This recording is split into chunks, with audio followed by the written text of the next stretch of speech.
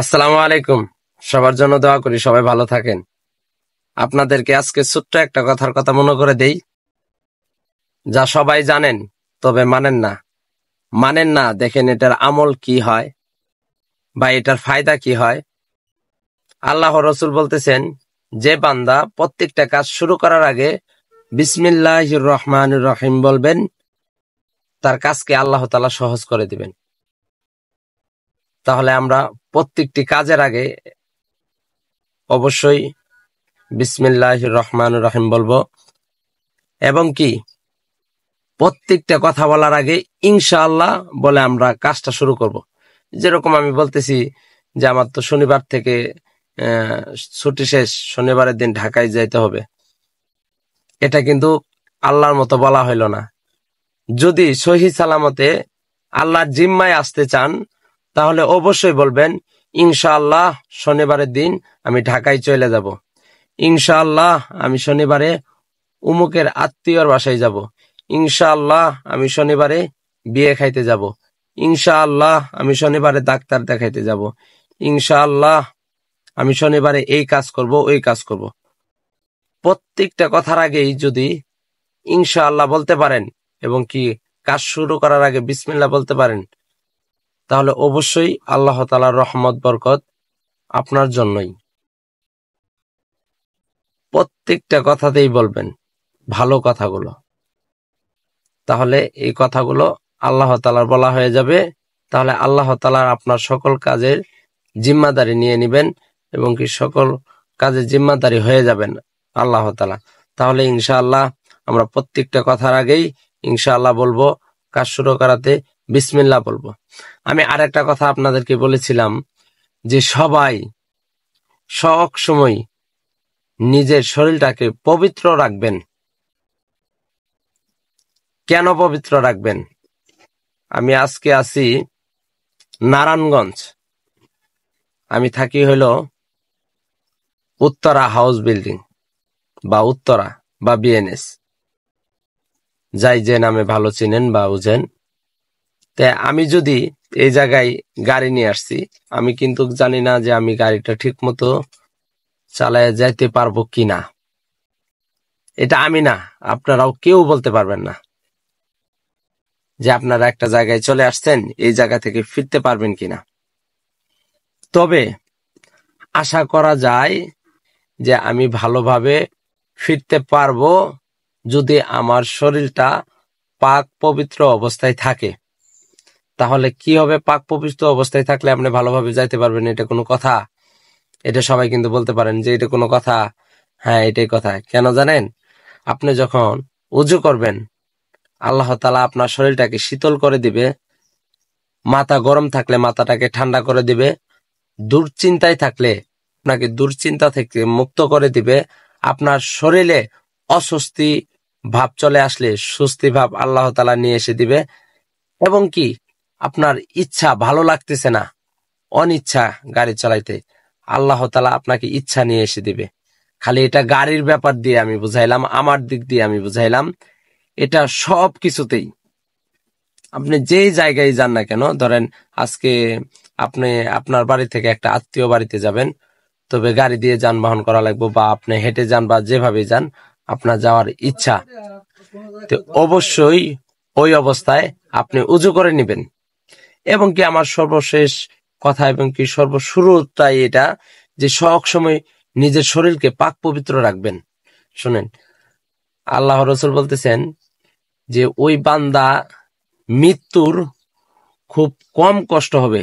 শুনেন, আমাদের সামনে যখন আজরাইল আসবে, এটা কিন্তু অনেক কষ্টদায়ক একটা জিনিস, যে আজরাইল আমাদের জান কবজ করবে আসবে, অনেক ভয়ঙ্কর একটা রূপ ধারণ করে আমাদের সামনে সে উপস্থিত হবে। এটা আল্লাহ তাআলার নির্দেশেই হবে। তবে যাই যেমন তার সামনে ওরকমই রূপ ধারণ করবে। যদি আপনি উযুগত অবস্থায় থাকেন, যে আপনার শরীর পাক আছে, আজরাইল দেখে আপনি ভয় পাবেন না, খুব অল্প ভয় পাবেন। আপনি চোর, আমার বাড়িতে চুরি করতে আসছেন, পিছ থেকে যদি যে কোনো একটা সাউন্ড শুনেন চমকে উঠবেন। বা অনেকে ছোটবেলা আমরা, এটা আসলে হাসির দিকে চলে যাবে। আমি আর ওইসব কথা বলি না। আমরা ছোটবেলায় এরকম অনেক কিছু করেছি, যে দেখছি কেউ কোনো কিছু পিছনে একটা শব্দ হইলেই চমকে গেছি। মৃত্যুটা এমন, যদি আপনি অজুগত অবস্থায় থাকতে পারেন, অবশ্যই আপনার শরীরটা পাক থাকবে। আজরাইলকে দেখে আপনি খুব কম ভয় পাবেন। তাই সবসময় নিজেকে অজুগত অবস্থায় রাখেন, আর সৎ কাজগুলোর আদেশ করেন, অসৎ কাজগুলো থেকে মানুষকে নিষেধ করেন বা বিরত রাখেন। নিজের ফ্যামিলিকে হালাল ইনকাম করে খাওয়ানোর চেষ্টা করেন, নিজেও হারাম থেকে বেরিয়ে আসেন। আচ্ছা, আরেকটা বিষয়, ভিডিওটা হয়তো আমাকে 2 ভাগে ভাগ করে দিতে হবে। আরেকটা বিষয়, যে হালাল, আরে উমুকে তো হালাল খেয়ে অনেক কোটিপতি হয়ে গেল, উমুকে এটা করলো সেটা করলো। আমি হালাল ভাবে, এই যে ধরেন আমি গাড়ি চালাই, আমার কি, আমি জানি না আমার কতদিন গাড়ি চালায় খাইতে হবে, সবই আল্লাহ তাআলাই জানেন। আমি যদি কাউকে খেয়াল করি যে উমুকে তো গাড়ি চালায়, এটা করতেছে সেটা করতেছে, হ্যাঁ, গাড়ি চালানোর মধ্যে অনেক সিস্টেম আছে, অনেক ভাগ আছে, অনেক হালাল হারাম বেঁচে খাওয়ার সিস্টেম আছে। তা আমি এটাই বলতেছি যে যারা মনে করেন যে ওই সুদের উপরে ব্যবসা করে এবং কি হারাম পথে উপার্জন করে অনেক কোটিপতি হয়ে যাচ্ছে, তার মন ঢেলে শান্তি নাই, তার সন্তানাদি ভালোভাবে মানুষ হবে না, গ্যারান্টি আপনি লিখিত নেন। আপনার চোখের সামনে যদি কাউকে দেখেন যে সে হারাম পন্থে ইনকাম করে তার ফ্যামিলিকে চালাচ্ছে, তাহলে তার সন্তানাদি তার কথা শুনবে না, তার সন্তানাদি মানুষ হবে না, 100%। আপনি লিখিত নেন, এটা আল্লাহ রসুল বলেছেন, আমি তাই আপনাকে লিখিত দিতে চাচ্ছি। আমি যদি বেঁচে থাকি, আমাকে এই কথার উত্তরটা আবার আমার কাছ থেকে নিতে পারবেন, যে বা আমাকে দেখাইতে পারেন যে শহীদুর ভাই আপনি তো ভুল বললেন, উমুকের ছেলে তো বড় আল্লাহ আল্লাহ হয়ে গেছে বা অনেক বড় কোটিপতি হয়ে গেছে, তার তো ইনকাম ছিল, তার বাপের ইনকাম ছিল অসৎ পথে। তাহলে আপনি ভুল দেখতেছেন, এরকম হইতেই পারে না। আল্লাহ রসুল বলেছেন, আল্লাহ রসুল কোন সময় মিথ্যা বলতে পারে না। তাই সবসময় চেষ্টা করবেন হালাল উপার্জন করার, এবং কি সবসময় ভালো কাজ করার চেষ্টা করবেন। আচ্ছা, আমি অদম আপনাদেরকে এইসব বলার কারণ কি? আমি বলি, আমার বলতে খুব ভাল লাগে। মানুষ অনলাইন প্ল্যাটফর্মে অনেক নাচ গানের বিভিন্ন রকমের ভিডিও উপস্থাপন করে আপনাদের মাঝে, যা দেখলে আপনাদেরকে গুনাহ হয়, দেখলেই একবার সামনে আসলেও আপনার আমলনামায় গুনাহ লেখা হয়। তবে আমি একটু ব্যতিক্রম চেষ্টা করতেছি, যে আপনাদেরকে যেতটুকু আমি জানি আপনাদেরকে জানানো, বা আমিও জানতে থাকি আপনাদেরকে জানাইতে থাকি, এরকম।